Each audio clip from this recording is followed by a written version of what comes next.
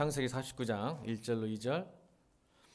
창세기 49장 1절로 2절.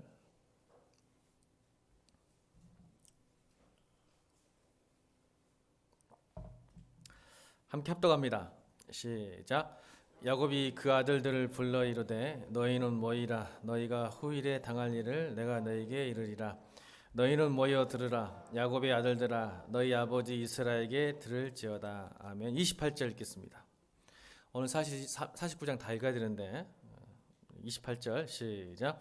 이들은 이스라엘의 12지파라. 이와 같이 그들의 아버지가 그들에게 말하고 그들에게 축복하였으니 곧 그들을 각 사람의 분량대로 축복하였더라. 아멘. 오늘 야곱의 유언, 지난주 야곱의 축복. 근데 연장선상에 있죠. 축복인데 오늘은 좀 더 엄중하고 비장합니다. 유언이에요. 근데 축복입니다. 연결되어 있죠. 48장과 49장은. 그래서 49장 오늘은 마지막 이 땅에 야곱이 자기 자식에게 축복하고 이제 하나님 나라로 가는 그 엄중함과 비중함의 그 축복을 살펴보면서 어떻게 축복이 그들의 자식들에게 일어나고 또 그 축복을 그 자식들이 어떻게 받아들여서 그것을 역전시키는지에 대해서 오늘 귀한 살펴보는 삶을 됐으면 좋겠습니다. 여러분, 말이 씨가 된다는 말이 있습니다. 말에 씨가 된다. 이런 말 한번 좀 들어봤고 또 그렇게 말씀도 하셨을 거라고 생각합니다. 근데 우리에게는 두려움이 있죠. 말에 씨가 된다. 근데 여러분 그 말이 전부 진실하지는 않습니다. 왜요? 저처럼 가끔 분위기 전환을 위해서 아무 생각도 없는 이야기, 아재 개그, 조크도 많이 하게 되거든요. 저 같은 경우는. 그래서 그런데 이제 목사가 돼서 참 말 조심해야겠다는 생각은 저희가 좋은 의도로 말하는 것이 상대방이 여유가 없고 또 다른 생각하시는 분들이 있다면 제 말에 상처를 많이 받는 분이 계시다는 거예요. 그래서 목사가 조심해야 되겠다. 어떤 조코든이나 어떤 분위기 전환을 위한 어떤 생각 없는 이야기들이 그 사람에게 상처가 될 수 있겠구나. 왜냐하면 우리가 여유가 없으면 마음이 좀 강팍하게 여유가 없으면 참 받아들이기 힘들잖아요. 좋을 땐 좋은데. 그래서 가끔 예능을 다큐로 받아들이고 다큐를 또 예능으로 받아들이는 분들을 만나면 답답할 때가 있고 곤란스러울 때가 있습니다. 그래서 서로 이렇게 많이 소통을 하다 보면 저 목사님이 이런 분이라고 이해할 수 있는데 처음 만난 분들은 목사가 왜 저런 말을 하지? 라고 상처를 받는 분이 계세요. 여러분 같은 경우는 우리 목사님은 이런 스타일이구나 라고 깨우치면 그럴 수도 있겠다 생각하지만 다른 교회 성도들은 제가 좀 말 조심해야 되겠다라는 생각을 많이 듭니다. 왜 그러냐면 말에 씨가 된다는 것은 누구 하냐가 중요해요. 누구가 그 말을 하느냐, 그리고 어떤 상황에서 누가 하느냐가 굉장히 중요하죠. 그렇죠? 어떤 상황에서 누가 말하느냐. 오늘 야곱은 어떤 상황이죠? 이제 죽음을 앞둔, 결코 헛소리를 할 수 없는, 결코 웃기는 소리를 조크를 할 수 없는 시간입니다. 근데 누가 하죠? 아버지가 아들에게. 굉장히 중요한 이야기죠. 여러분도 부모님이시니까 마지막 시간에 아들들에게 자녀들에게 축복한다면 어떻게 축복할 것인가라는 고민들. 그냥 헛되게 보내지 않겠죠. 웃어 넘기지 않겠죠. 좋은 게 좋은 것이라고 넘기지 않겠죠. 확실하게 자녀들이 잘됨을 위해서 축복하지만 오늘 다윗은 그렇지 않아요. 우리 같은 경우는 정말 모든 걸 다 주고 싶고 잘 되길 원하는데 오늘 다윗은 굉장히 엄정하고 비장하게 아주 심판적이고 경고적인 축복을 합니다. 사실에 근거한 축복이죠. 저하고 좀 다른 것 같아요. 제가 이제 우리 아버님 댁을 한 번씩 올라가면 아파트에 가서 올라가면 엘리베이터를 타잖아요. 다른 곳에도 그러는데 딱 엘리베이터 이제 아버님이 18층이니까 엘리베이터 타면 좀 길잖아요. 그러면 이제 멀뚱멀뚱 할 게 없어서 이 엘리베이터를 보는데 엘리베이터 딱 그 안에 1층, 2층 올라가는 그 표시등 있잖아요. 그 위에 보니까 청땡 정수기가 붙어 있더라고. 스티커가. 청땡 스티커. 여러분 모르시죠? 무슨 말인지. 근데 제가 저도 모르게 가서 그 스티커를 띄고 있더라고요. 진짜입니다. 깜짝 놀랐습니다. 여러분 모르니까 창원 아이스. 청땡이 뭔지를 모르구나. 정수기 스티커가 붙어 있는 거 투명으로. 핸드폰 번호 있고 누구 딱 있고. 근데 제가 나도 모르게 그냥 그 스티커를 띄고 있어요. 아버님 제가 에비타 가면 뜯다가 만 게 있어요. 뛴다가 안 떼지더라고. 반토만 나갔어요. 그게 제가 띈 겁니다. 저 같은 경우도 목회자로서 성도의 어떤 사업장들 보면요, 그런 마음이 축복의 마음입니다. 여러분 다시 따라볼까? 축복받아, 축복하는 인생 되자. 여러분 크리스찬이잖아요. 하나님이 믿으니까. 여러분 저는 길 가다가 이제는 정수기가 다르게 보여요. 예전 같으면 정수기 뭐 상관이 없어요. 요즘은 학원만 봐도 우리 박지사님, 유지사님 잘 되고 있을까? 축복합니다. 지나가면서. 괜히 여기 앞에 있는 양상동 앞에 보니까 하나 생겼더라고. 또 기분 나쁘더라고. 이상해져요, 사람 마음이. 여러분 사업장을 딱 보고 직업을 보고 제가 가는 곳마다 그게 떠오르게 되고, 그래서 제가 그 순간 축복하는 거예요. 하나님, 그 집사님 지금 잘 되게 해주세요. 하나님 복 받게 해주세요. 여러분은 안 그러세요? 얼굴들이 안 그런 얼굴들이요. 자, 옆에 사람 인사합시다. 하나님의 축복이 너와 함께하길 기도한다. 그리고 그 축복을 저보지 말고 저만 축복하세요. 옆에 사람 보고 축복하라니까. 저만 복 받으면 그 축복을 유통하는 삶을 사십시오. 여러분 제가 이 성도들 마음에 와도 저는 여러분 유니클로만 바라보면 기도합니다. 장사가 너무 안 돼. 보면요, 여러분 저 유니클로 상관없어요. 근데 주차장에 아무것도 없어요. 차가. 그러면 또 우리가 생각하는 거야. 워메 어쩔까? 잘리면 어쩔까? 근데 우리 청년이 그러더라고. 절대 안 잘린다고. 걱정하지 말라고 안심을 시키더라고. 여러분 저는 많이 지나가요. 그 길을. 그런데 유니클을 보면서 축복해요. 욕하지 마세요. 누구 때문에 그럴까요? 일본이 좋아서 그럴까요? 그렇지 않아요, 여러분. 이 아비 마음이고 목자의 마음입니다. 근데 야곱이 그 자식들은 자식이잖아요, 자식. 근데 이 점 놀랍게도 축복이 심상치가 않아요. 지난주에 광고했던 것처럼 부정적인 축복과 중립적인 축복과 긍정적인 축복을 합니다. 수십 년 동안 자식들을 관찰했던 결과예요. 그래서 오늘 재밌는 이야기를 하죠. 1절 읽겠습니다. 1절 야곱이 1절 시작.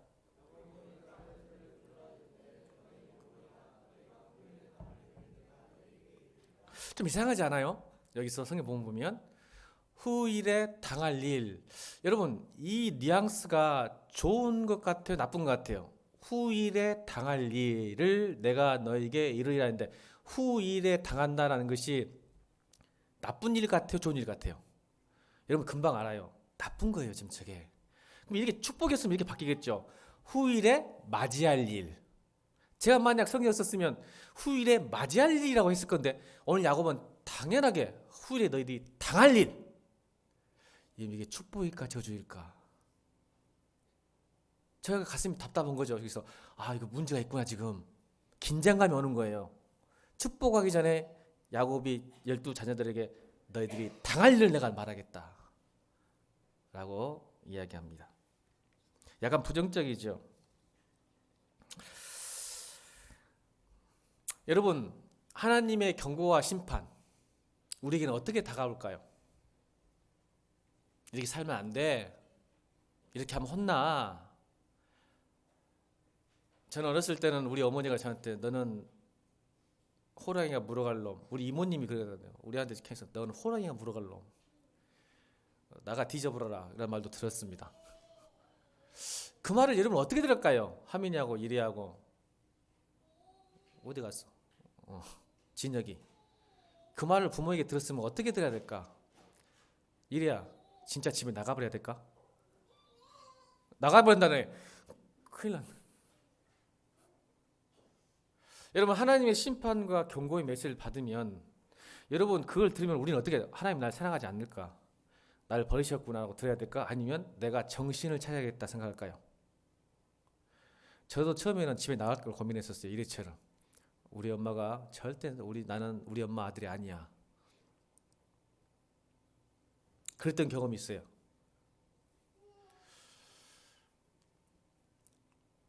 따라합시다. 하나님의 심판과 경고는 우리에게 새로운 기회다.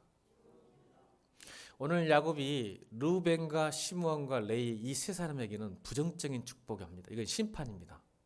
한번 읽어볼까요? 3절, 4절 읽겠습니다. 르우벤부터 보겠습니다. 르우벤 3절, 4절 시작. 다시 한번 크게 3절, 4절 시작.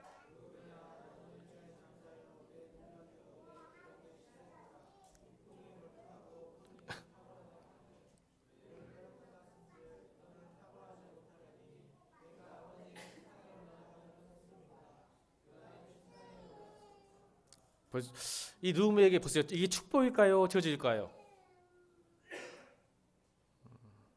거의 저주에 가깝죠. 근데 7절에 그 르우벤과 시므온과 레위가 당할 일, 후에 당할 일이 7절에 나옵니다. 7절 읽겠습니다. 7절 시작.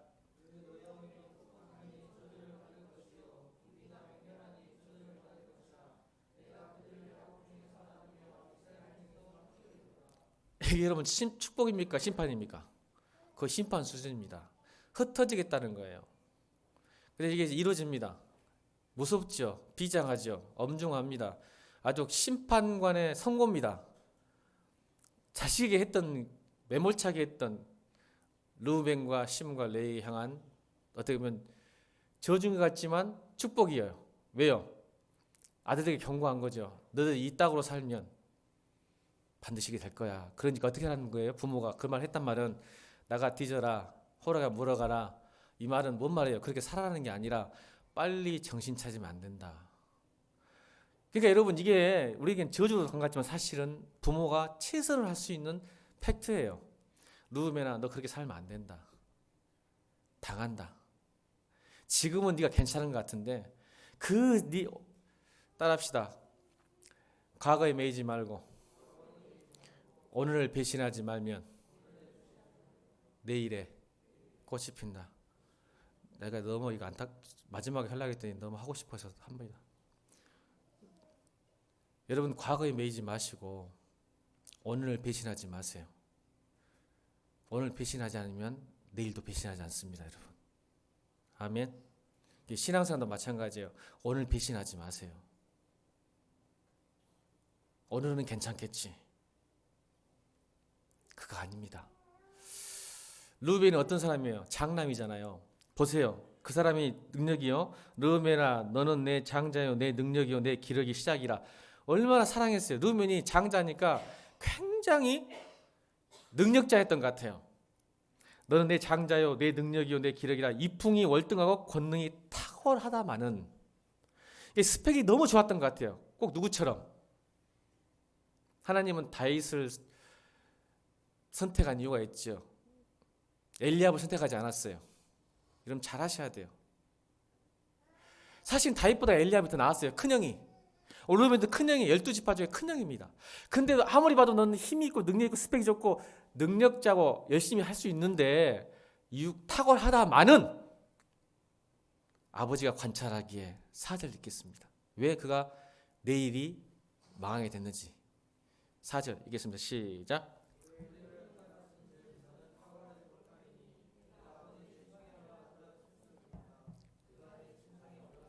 여러분 뛰어난 삶이었어도 그가 결국 탁월하지 못할 수밖에 없는 인생을 살 수밖에 없었던 것은 그의 인생이 물에 끓음 같다라고 표현합니다. 비유합니다. 여러분 물을 끓는 거 보셨어요? 100도에서 푹 끓을 때 일정하든가요? 막 자기 마음대로 막 튀든가요? 그의 성품과 기질과 인격이 예측 불가능합니다. 자기 마음대로 해요. 능력은 있는데 힘은 있고 지혜도 있는데 이게 중구난방이에요. 하고 싶은 대로 살아요. 물에 끓은 거다.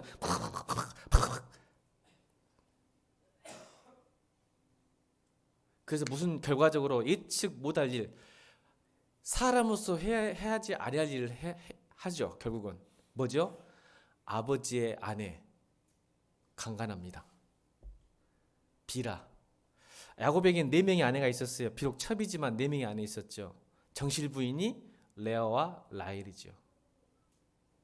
그의 종들의 두 번째, 그러니까 이 왜 이렇게 범했냐면 성경에 이렇게 있죠. 루벤이 엄마가 레아예요. 근데 야곱은 레아를 사랑했어요, 라헬을 사랑했어요? 응? 라헬을 사랑했죠. 근데 레아의 아들이에요. 그러니까 어렸을 때부터 아버지를 봤겠죠. 자기 어머니 레아를 사랑했을까요? 박대했을까요? 야곱이 박대했죠. 무시했죠.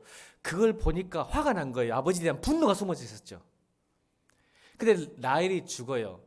그런데 이 라헬의 죽음으로써 그 아버지의 사랑이 누구한테 가야 하냐면 레아에게 가야 되는데 레아에게 가지 않고 누구에 갔죠? 라헬의 종인 비라에게 갑니다. 그걸 차단하고 싶어서 아버지의 아내를 범해버리는 거죠. 그래서 아버지의 아버지됨을 뺏어버립니다. 이건 고대 근동의 문화입니다. 적들이 어떤 민족과 그때 나라가 없었으니까 쳐붙었을 때 가장 마지막으로 그 땅을 정복했다는 표시가 뭐냐면 그들의 왕의 아내를 정복한 사람들이 범할 때 완전히 정복했다는 그 당시 문화예요. 그 문화가 오늘 이 룸에게도 와서 아버지의 아버지됨을 죽이는 방법이 그의 아내를 범한 거죠. 자, 다윗도 그랬죠. 압살롬이, 이름도 기가 막힌 나쁜 놈이에요. 압살당한 놈이야죠. 압살롬. 그 첫째 압살롬이 아버지를 반역해서 자기가 왕 되고 싶어서 했던 이유가, 아버지가 쫓겨나갔죠. 왕이 쿠데타 성공했어요. 잠시. 그랬을 때 가장 먼저 했던 행동이 다윗의 후궁들을 범하는 짓이었어요. 왜요? 이제 내가 아버지보다 위다. 그러니까 아버지를 인정하고 싶지 않았던 거죠. 그래서 그 이의 석유에서 그의 아내를 범했던 겁니다. 이렇게 물이 끓은 사람이에요. 지 하고 싶은 데 살아요. 예측하기 못해요. 상대방에게 만천한 피해를 주죠. 그걸 봤던 그 당시에 야곱은, 여러분, 비라가 당했다는 걸 성경에 보면 침묵합니다. 여러분, 무서운 거예요. 침묵은. 하나님의 침묵. 다시 따라합니다. 과거에 매이지 말고 오늘을 배신하지 말자. 야곱이 침묵했다가 마지막 죽을 때 이에게 심판의 경고의 메시지를 보냅니다. 근데 이것은 누브에게는 축복이었죠. 왜 축복이었을까? 그것만 바꾸면, 물의 끓음을 바꿔버리면 너는 복 받을 건데 이것 때문에 복 못 받는다고 하나님, 여러분, 아버지가 최고히 했던 말입니다. 너는 다 좋은데 네 성격대로 네 마음대로 살지 마라. 그럼 복 받을 텐데 자꾸 그것 때문에 네가 복을 못 누린다. 나중에 이스라엘에서 흩어진다. 아빠 말을 믿어라. 왜냐면요, 야곱은, 여러분, 48장 49장 히브리서 11장에 뭐라 했어요? 야곱이 제일 잘한 일, 대표적인 믿음의 행동이 뭐라 했어요? 축복하는 일이었어요. 여러분, 야곱은요 47장, 48장, 49장에서 이제 축복의 사람으로 바뀝니다. 사기꾼에서. 왜 그랬을까요? 자기의 인생이 험악했어요. 그런데 하나님이 늘 자기 연약함과 초라함 속에서도 하나님의 약속이 성취되는 걸 보았기 때문에, 아, 하나님이 살아계시구나, 하나님이 축복하면 되는구나, 나같이 사기꾼이고 연약하고 초라하고 자꾸 내 마음대로 살고 싶은데도 하나님이 인도하시고 끌고 가시니까 우리에게 복을 주시는 걸 알았기 때문에 자식에게 축복하는 거예요. 그렇게 나처럼 살지 마, 루벤아. 하나님이 그거 싫어하신다. 오늘을 배신하지 마라. 오늘을 잘 살아야 된다. 오늘의 결정과 선택을 잘해야 된다. 그래야 내일이 꽃이 피운다. 축복입니다, 여러분. 여러분, 그 자식에게 누가 말해주겠어요, 진실을? 요즘 세상 사람 밖에만 나가면 누구한테 진실을 말합니까?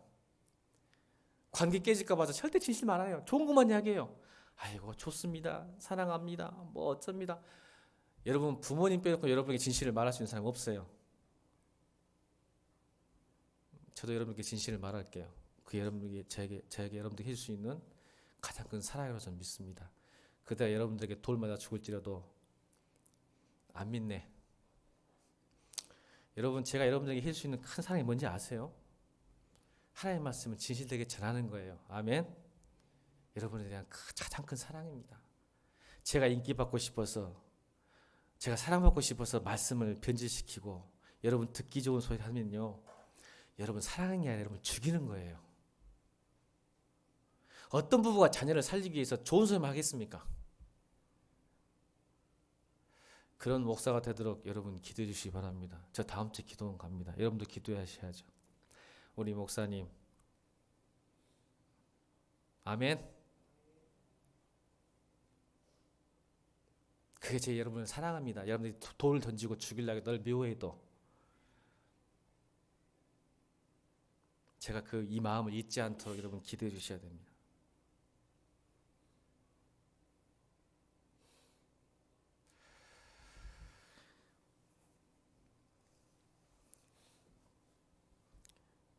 이제 5절 읽겠습니다. 5절 시작.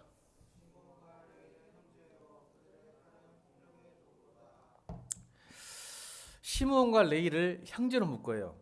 그들의 칼은 폭력. 여러분 우리가 설교했죠. 세겜에 때 있을 때, 세겜에 있었을 때 그들의 칼이 폭력의 도구다. 형제로 묶어요. 이 형제라는 것은 친형제를 떠나서 어떤 일을 같이 할 때 하는 어떤 형제 같은 우정 같은. 근데 나쁜 일에 함께했죠. 시므온과 레위. 그래서 그들이 6절 보세요. 6절 보겠습니다. 그들이 어떻게 살았는지, 오늘 과거를 어떻게 살았는지 6절 보겠습니다. 시작.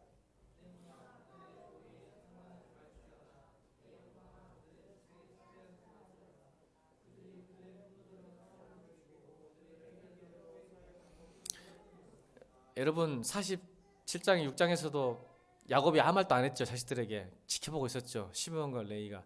자, 이게 무슨 잘못이냐면 아버지의 권위를 또 인정하지 않았죠. 이 시므온과 레위가. 사실은 아버지가 결정해야 할 문제였어요. 누구요? 딸 디나의 문제는 사실은 아버지가 가장이기 때문에 아버지가 어떻게 해야 될 것을 결정해야 되는데, 또 아버지를 부신하고 그 권위를 인정하지 않고 자기들이 나서서 시므온과 레위가 폭력으로 다스려 버렸죠. 사실은요, 이것이 영적으로 조금 받아보면 아버지를 못 믿는 게 아니고 부신한 게 아니라 사실은 하나님을 부신한 겁니다. 따라합시다. 복수는 하나님의 것, 용서는 우리의 것. 여러분 신앙생활 할 때 크리스찬들은 이겁니다. 용서는 우리의 몫이지만 복수는 하나님의 것입니다.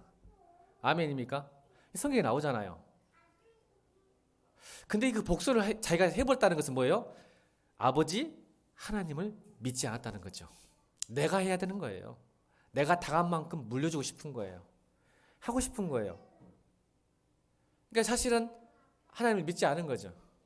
아버지도 믿지 않은 거죠. 그래서 가장의 자리를 뺏었어요.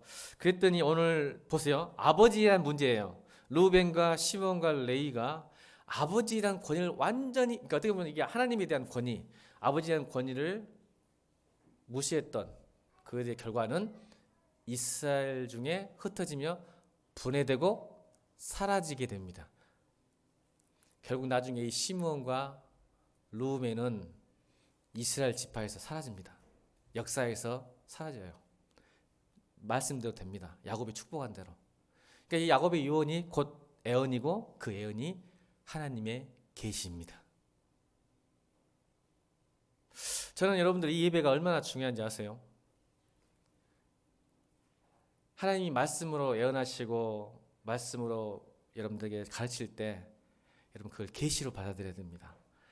나의 말씀으로 받아들여야 돼요. 루벤과 시므온은 이 말씀을 웃기게 생각해서 그대로 삽니다. 근데 놀라운 것은 레위는 야곱의 유언과 예언과 하나님의 계시를 바꿔버립니다. 할렐루야. 이게 기독교입니다. 그래서 제가 사주보지 말하겠죠. 우리는 운명론이 아니에요. 비록 내가 오늘 넘어지고 깨졌기 때문에 아버지에게 혼나고 하나님께 혼날지라도 오늘 당장 그 말씀을 듣고 배신하지 않는다면, 단호하게 순종하고 결단한다면 우리의 미래는 바뀝니다. 시몬과 르우벤은 사라졌는데 레위 지파 기억나시죠? 오늘 야곱이 유언 들어간다면 레위도 사라져야 되는데 레위가 살아남습니다. 어떻게 살아남는지 볼까요? 이제 출애굽을 가면 이제 모세 때 창세기잖아요. 출애굽할 때 이스라엘 백성들이 금송아지를 숭배합니다. 모세가 마치 목사님이 기도원 가서 하나님 말씀 듣는 걸 때 막 지만도 사는 거예요. 그래서 이스라엘 백성들이 금송아지를 딱 쌓아놓고 절을 할 때 모세가 화가 났죠. 오니까. 그러니까 돌판을 던져버리고 화가 나서 그 돌판을 갈아서 이스라엘 백성에게 먹이려고 할 때 이스라엘 백성들이 반항합니다. 모세에게 반항하죠. 우리가 뭘 잘못했냐고, 당신이 왜 자리를 비웠냐고 하면서 반항합니다. 화가 났어요. 그랬더니 모세가 뭐라고 하냐면, 자, 이들 중에 하나님 편에 설 사람 내 옆으로 와라, 이렇게 말합니다. 그랬을 때 12지파 중에 유일하게 모세 뒤에 섰던 지파가 누구일까요? 이렇게 가르쳐줘도 모르면 금송아지를 숭배했던 12지파가 모세가 화가 나서 야, 금송아지 숭배할래? 하나님 편에 설래? 내 뒤에 서라 했을 때 유일하게 섰던 지파는 레위지파입니다. 보세요. 지금 야곱의 요원은 얘는 흩어져야 되는데 오늘 현재를 잘 선택한 거예요. 모세 편과 하나님 편에서 씁니다. 그랬을 때 여러분, 그때 인생이 바뀝니다. 출애굽기 32장 29절 읽겠습니다. 모세가 레위기에 축복했던 말씀입니다. 출애굽기 32장 29절 시작.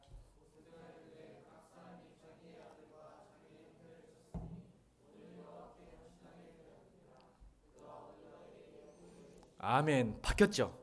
부정적인 심판의 내용들이, 흩어질 지파들이 모세가 다시 야곱이 아니라 이제 모세가 축복해버리는 거예요. 각 사람이 자기의 아들과 자기 형제를 쳤으니, 이 말은 뭐냐면 나중에 모세의 말 듣고 레위가 금송아지 섬겼던 이스라엘 자기 형제들을 칩니다. 칼로. 그거를 레위지파가 합니다. 모세가 축복하죠. 헌신하게 되었다. 그가 오늘 너희에게 복을 내리시리라. 그리고 나서 두 번째 돌판을 받아왔을 때 하나님은 이 레위지파를 제사장 지파로 삼으십니다. 아멘. 여러분, 다시 따라합니다. 과거에 매이지 말고 오늘 배신하지 말자. 바뀝니다. 우리의 운명은. 우리의 가정과 우리의 인생과 우리 교회도 바뀝니다.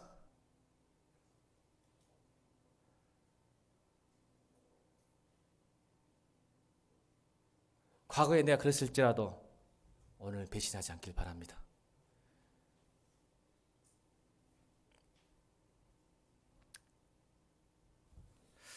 레위가 어떻게 또 바뀌는지 보세요. 계속 바뀝니다. 어떻게 바뀌냐면 나중에 이 시므온 지파가 형제라 했잖아요. 깨집니다. 드디어 시므온과 레위 지파가 정말 친했어요. 악한 일에. 근데 나중에 레위가 어떻게 되냐면 시므온 지파 중에 시므이라는 그 두목이 있어요. 지파장.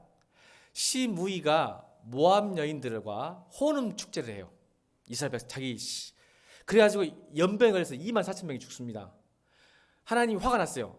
이방 여인과 혼음하지 말아야 했는데 이 시므온 지파의 시므이라는 사람이 주도해가지고 파티를 주재해요. 그래서 모든 지파들을 같이 이렇게 광란의 축제 페스티벌 연 거예요. 카니발 연 거예요.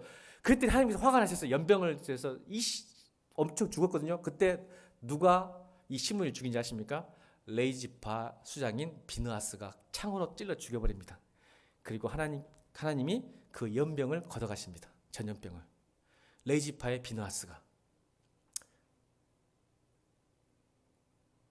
한 민족의 지파에 구하는 지파가 되는 거죠. 시므이를 죽이니까 하나님께서 그 재앙을 멈추셨어요. 여러분의 선택, 어떤 선택을 해야 되는지. 우리가 구원받았다고 나는 당연하게 구원받았다, 복받을 것이다, 안 됩니다. 여러분.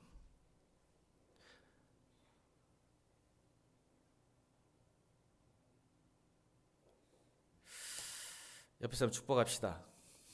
오늘 너의 결단과 결심이 내일을 결정한다. 이제 그 중립적 유언을 잠깐 살펴볼 건데요.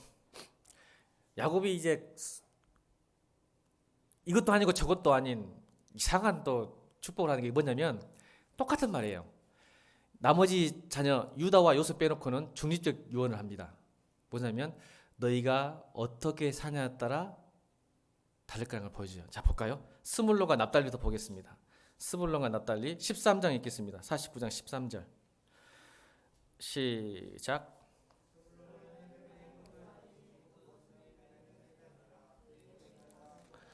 21절 읽겠습니다. 21절 시작. 애매해요. 이거 축복인지 저주인지. 이거 보세요. 여러분 축복 같아요? 스물로는 해변에 거주하리니 그곳은 뱀에는 해변이라 그 경계가 시돈까지. 여기 끝이야. 아니 축복인 것도 아닌 것 같고 저주도 아니고 이거 뭐란 말이야 이게. 또 21절도 보세요. 납달리는 노인은 안 샀습니다. 아름다운 소리를 뭐야 이게? 축복이요? 저주요? 근데 숨어진 의미가 있죠. 이게 중립적 예언이에요. 딱 와야 되는데 안 오잖아. 이게 저주인지 축복인지도 중간에 서가지고. 자 보세요. 근데 여러분 스불론은 사실 해변가에 위치하지 않습니다. 나중에 분배를 받을 때 내륙 지방이에요. 오히려 아셀 지파가 지중해 쪽으로 해변가를 받습니다. 아셀 지파 옆에 납달리 바로 위에 이제 모압과 암몬하죠. 적들이 있죠. 근데 왜 성경은 야곱의 유언대로 하면 해변가에 받아야 되는데 내륙 지역을 받았을까? 나중에 기가 막히게 하나님의 축복이 숨어져 있습니다. 이 스불론은요, 페니키아 아세요? 페니키아 역사에 보면 페니키아가 엄청나게 강대하고 무역을 했는데 페니키아가 강대했던 이유가 해상 무역이었습니다. 근데 그 당시에 이스라엘 백성들이 그 페니키아와 교류를 하려면 배가 아닌 내륙 지방 왕의 대로라는 것에서 킹스 로드라는 그 길이 있는데 가장 빠른 길입니다. 하이웨이죠. 페니키아로 가는. 자, 그 페니키아로 가는 가장 빠른 길이 어느 땅이었을까요? 스불론 땅입니다. 아멘. 그러니까 하나님께서 이 스불론 땅이 어떻게 됐을까요? 그걸 잘 주신 자원을 가지고 열심히 노력하고 살면 페니키아와 연결된 무역 통로, 그래서 거기에 해상 무역을 하게 되는 귀중한 요충지가 된 지파의 땅이 스불론입니다. 보세요. 이렇게 해냈지만 하나님께서는 어떻게 너희가 주어진 자원과 주어진 스펙들이나 능력을 가지고 어떻게 사냐에 따라 하나님께서는 해상이 아니고 내륙이 중요한 게 아니라 거기에 맞게 하나님이 축복하신다는 중립적 예언입니다. 시간이 없으니까 제가 많이 생각해보자. 납달리로 넘어가겠습니다. 유다와 요셉을 해야 되기 때문에 가장 긍정적인 축복. 자, 납달리를 보세요. 뭐로 표현했죠? 암사슴이에요. 여러분 암사슴 이미지가 뭐예요? 귀엽고 예쁘죠? 근데 그렇지 않죠. 다른 부정적인 요소는 뭘까요? 암사슴이 이뻐요. 그러니까 야곱이 굉장히 자녀들을 잘 관찰했다는 뜻입니다. 전부 다 비유로 이야기해요. 비유. 너는 암사슴 같다. 납달리가. 근데 납달리 암사슴의 긍정적인 중립이니까 긍정적일 때는 이쁘고 귀엽죠. 근데 부정적으로 보면 어떻게 암사슴은 가장 연약하고 위태로운, 얘는 좀만 건들면 쓰러질 것 같은 그런 아이들이 있잖아요. 납달리 같은. 진짜로 이 땅이 납달리 땅이 뭐냐면 바로 이스라엘 백성들이 가장 적군으로부터 침략할 때 첫 번째 공략지가 납달리 땅입니다. 가장 북쪽에 있어요. 그러니까 적들이 쳐들어오면 어디서부터 오죠? 납달리 땅도 쳐들어오죠. 이걸 안 거예요. 암사슴처럼 위태하고 어둡고 힘든 땅에 네가 살겠구나. 위태위태하겠구나. 진짜 그래요. 공격 오면 무조건 납달리 땅부터 공격받습니다. 마치 우리나라 저 고성 쪽, 죄송합니다. 북한이 쳐들어온다면 뭐 화천, 철원, 고성 쪽이겠죠. 의정부 쪽, 판문점 쪽으로 그게 땅이에요. 그 땅. 얼마나 위태하겠어요. 전쟁도 많이 났는데. 근데 놀랍게도 하나님은 축복하셨어요. 나중에 이 납달리가 잘 견디고 하나님 잘 믿으니까. 자, 마태복음 4장 13절로 16절 읽겠습니다. 자, 마태복음 4장 14절 16절 시작.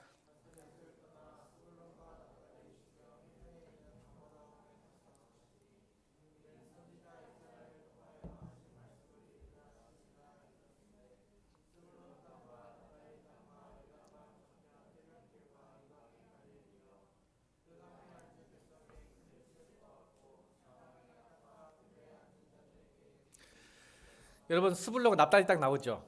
예수님이 말씀하실 때 여러분 이 땅이 지금 신약으로 바뀌면 무슨 땅이 되냐면 가버나움이에요. 나중에 그 스불론과 납달리 땅이 가버나움입니다. 예수님이 가장 많이 머물렀던 곳이 가버나움입니다.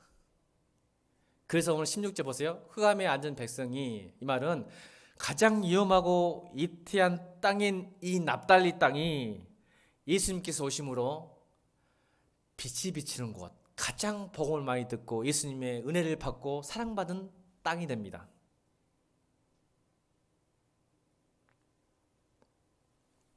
거기서 구원의 빛이 임하지요. 가버나움에서 가장 많이 살겠던 거죠. 계속 갈릴리 지역을 해서 위쪽으로 계속 도셨어요.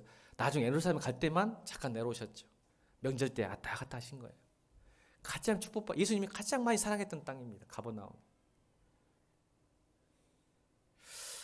자, 이사갈 보겠습니다. 이사갈. 제가 시간이 없어서요. 조금씩만 볼게요. 이사갈은 14절, 15절. 14절, 15절 읽겠습니다. 시작.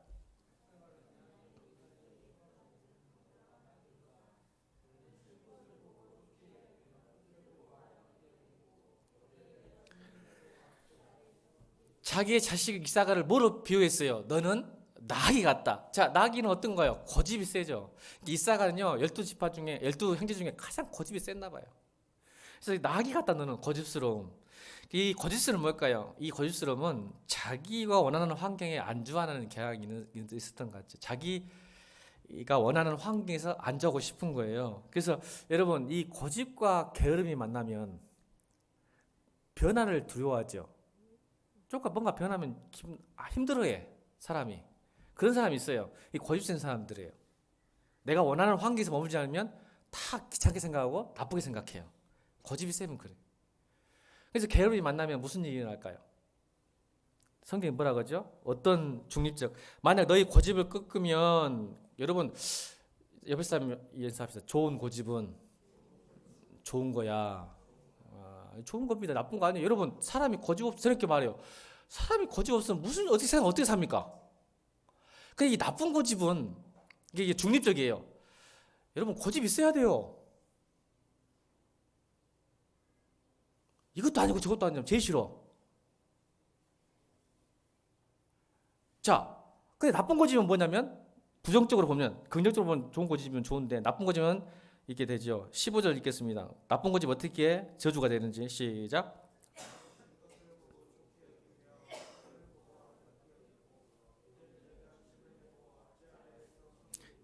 여러분, 고집이 너무 세면 남에게 압제를 받고 삽니다. 그 고집 때문에. 여러분, 그렇지 않길 바랍니다. 예, 설명할 시간이 없어요. 시간이. 잠깐씩 보겠습니다. 너무 고집 세면 남에게 더 고집 센 사람 앞에서 걸려가지고 압제하고 섬깁니다, 여러분. 자, 이제 단 16절 18절 읽겠습니다. 단 16절 18절. 자, 시작.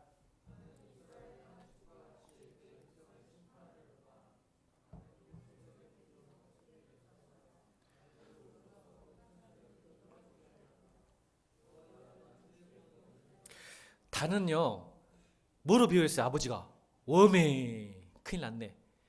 자식 보고 뱀이래. 너는 뱀 같다야. 뭐예요? 재빠르고 총명하고 약삭 빠르는 거예요.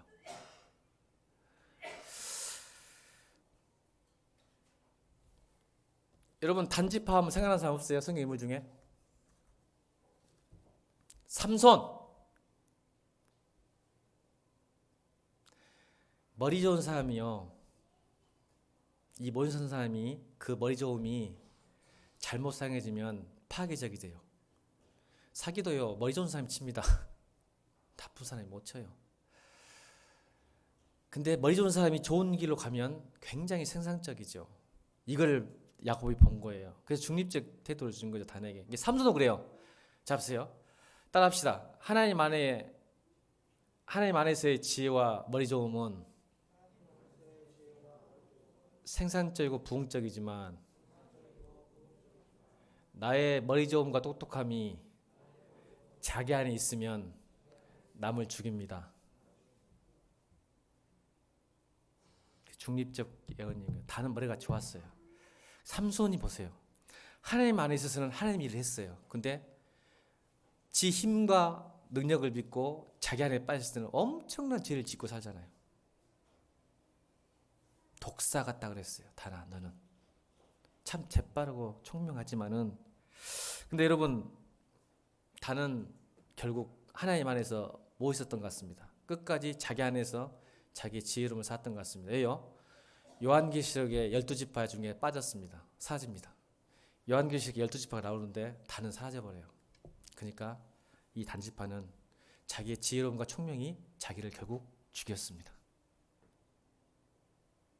요한계시록에 다는 없습니다. 마지막 때 그 천국 못 갔다는 거죠. 그걸 의미하는 거예요. 빠진 거예요. 그 역사에서. 자, 갓 보겠습니다. 갓 19절 읽겠습니다. 19절 시작.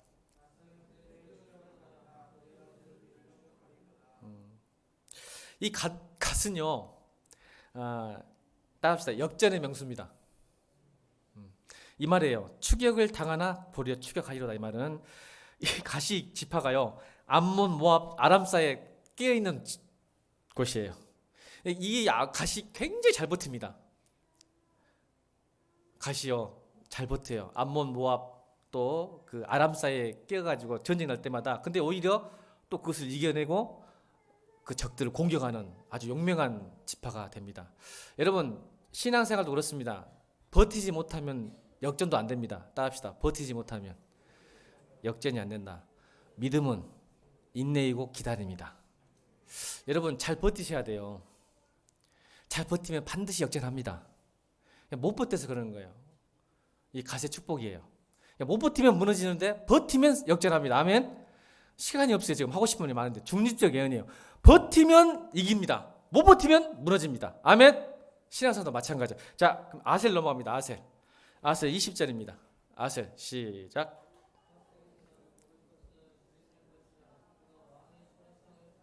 네. 오, 요리사. 야스지파는 요리를 잘했나 봐요.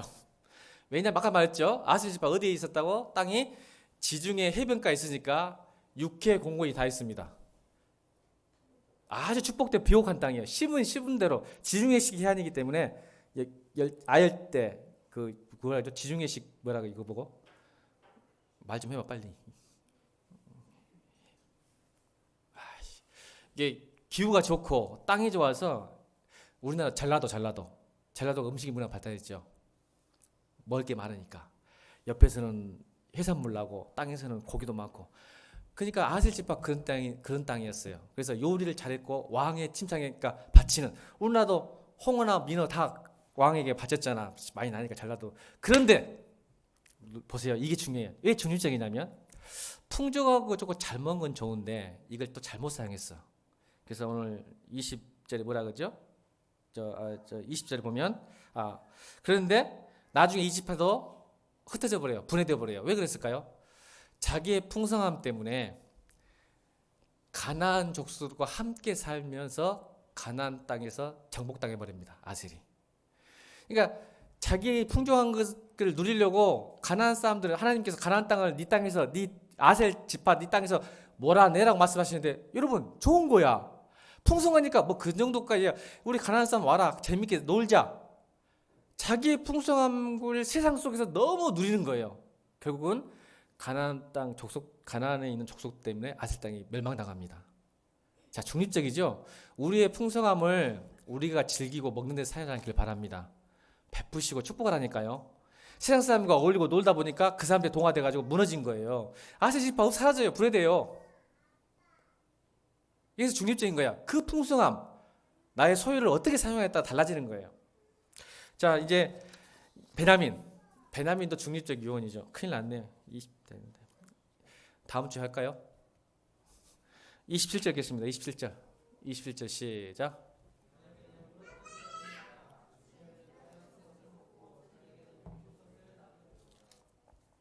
베냐민은 웜해. 아버지가 이런 말하면 쓰겠어요? 아버지가 물어뜯는 일이래요. 아침에는 빼앗는 걸 먹고 저녁에는 훔기는. 여러분, 베냐민 지파 용맹스러움과 사남으로 유명한 지파입니다. 사사시대 때 이 베냐민 출신 불량배들이 레위 지파 아내를 집단 성폭행해서 죽여버립니다. 그래서 11개 지파와 베냐민 지파가 붙습니다. 그래서 베냐민 지파가 600명만 남고 다 죽습니다. 이건 민족 전쟁이에요.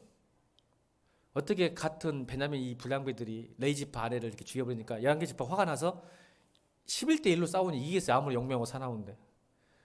그래서 결국 600명밖에 안 남았어요. 근데 여러분, 약한 민족이 됐는데 나중에 이 지파 중에 누가 나오죠? 여러분, 내 출신, 환경, 배경이 중요한 게 아니에요. 모르드게와 에스더가 베냐민 지파입니다. 한 민족, 보세요. 자기 민족을 해코지했던 그 민족이 지파가 나중에 그 지파에서 하나님 앞에 잘 은혜 받고 훈련 받아져서 모르드게와 에스더가 베냐민 지파입니다. 그래서 나중에 이스라엘 백성을 구하잖아요. 자, 베냐민 지파는 사람, 유명한 신약의 인물 누구? 한국교회 제일 존경하는 사람, 베냐민 지파 바울. 사랑하는 성도 여러분, 제가 오늘 긍정적인 축복을 할 시간이 없네요. 제가 때가 되면 유다와 요셉의 이야기를 해야 되는데 마무리하려고 합니다. 여러분, 기독교는 운명론이 아닙니다. 정해진 게 아니에요. 구원 받았다 해도 그렇습니다. 복이요, 여러분 오늘 배신하지 마십시오. 아무리 구원받고 오늘 복을 받을지라도 오늘 배신하면, 우리 교회는 중립적인 요원인 것 같아요. 간혹가다 유도와 요셉 같은 사람도 있겠지만 대부분이 저도 포함해서, 왜냐하면 저도 목회 개최 지금 15년, 13년, 14년 되면서 저는요 도저히 복을 받을 수 있는 조건이 아닌 사람 아니에요. 하나님께 이끌리고 끌려가다가 이렇게까지 왔어요. 저도 중립적인 사람 같아요. 유다와 요셉 같은 사람 아니에요. 그런다고 해서 루벤과 시므온과 레위 같은 사람도 아닌 것 같아요. 제가 돌아봤어요. 내가 주어진 환경과 선택을 할 때 어떻게 할 거라는 늘 중립적이에요.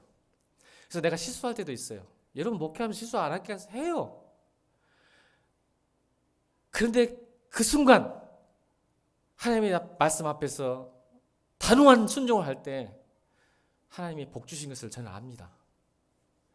그럼에도 불구하고 또 유혹에 넘어가고 또 갈등해요.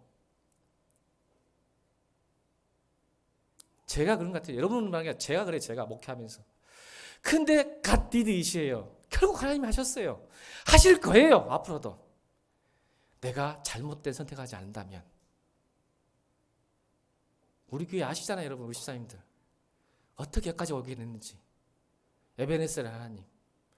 우리는 끌려갔지, 우리가 주도해 본 적이 없어요. 우리가 그 선택하고 순종할 뿐이었지. 근데 하나님이 하셨습니다. 여러분, 이 교회도 우리 28절 한번 다시 읽어볼까요? 28절 읽고 마칩니다. 28절 시작.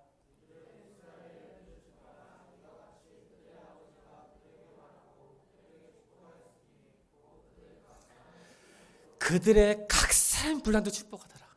여러분, 우리 믿음의 분량을 키웁시다. 아멘입니까? 채워주십니다. 10몇 년, 13년, 14년 동안 그걸 보시지 않았어요, 여러분. 예일교회를 통해서. 분량을 키웁시다. 각 사람의 분량대로 축복하시는 거예요.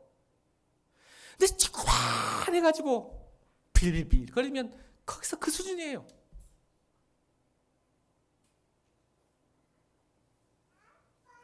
저는 우리 예일교회가 앞으로 더 저는 축복받다고 믿습니다.